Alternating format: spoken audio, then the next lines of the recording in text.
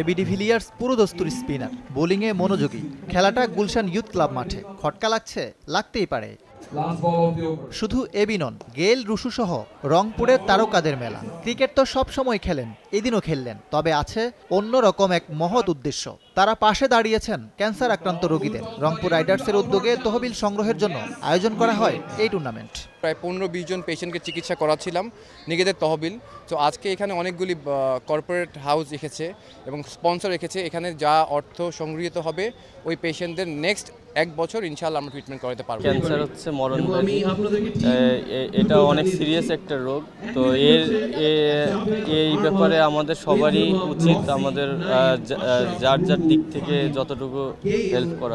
Cancer আক্রান্ত রোগীরা রংপুরের উদ্যোগে খুশি, তবে তাদের চোখে মুখে চিন্তার ছাপ। শেষ পর্যন্ত সুস্থ হয়ে উঠবেন তো?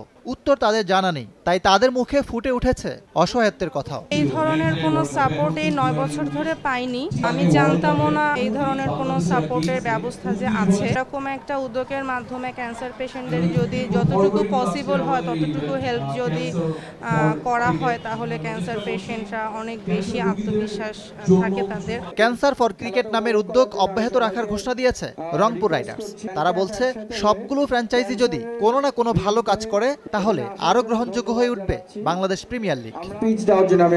ইকরাম হোসাইন, সময় সংবাদ, ঢাকা।